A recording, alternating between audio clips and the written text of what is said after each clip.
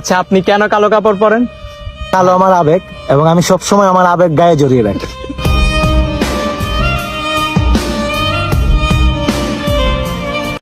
বিষয়টা এমন না যে আমি থার্ড জেন্ডার তাই প্রেম করি না, বিয়েও করি না।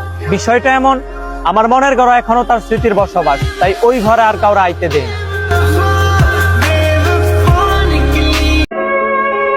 স্ত্রীরা তালাক দেওয়ার আগে স্বামীরা জিজ্ঞাসা করা হইলো তার কোন বিষয়টি আপনারে কষ্ট দেয়।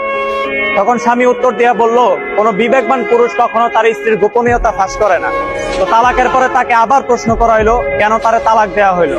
তখন স্বামী উত্তর দিল, আমার কি অধিকার আছে কোন মাহরাম মহিলার সম্পর্কে মন্তব্য করাই?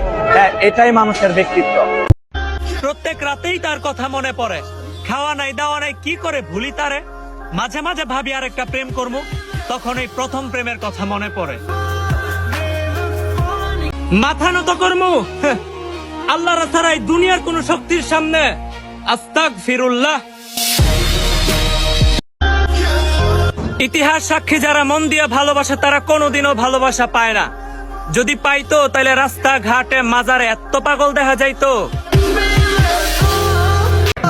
এক মাতাল হাওয়ায় সুঘ্রাণ ভাইসা আসতেছে, কালাচান অলিগলি ওই সুঘ্রাণের তালাশ করতেছে। যখন তোমার গলিতে গেছি সত্যিটা তখনই বুঝতে পারছি, সুঘ্রাণ তো আমার থেকেই আসতেছে, যা তুমি লাগাইছিলা। আমার চুপ থাকাটাকে যারা দুর্বলতা ভাবেন তাদেরকে বলি, আমার ভিতরে থাকা শয়তান ঘুমাইতেছে, এখনো মরে নাই।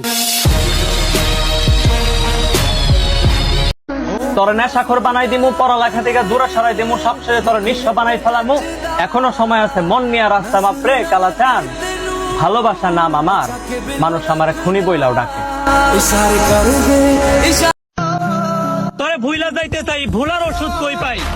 আমি একটু বাঁচতে চাই, তাই তো এই জিদ করছি, জোরজবরদস্তি অন্য কারো হইতে চাই।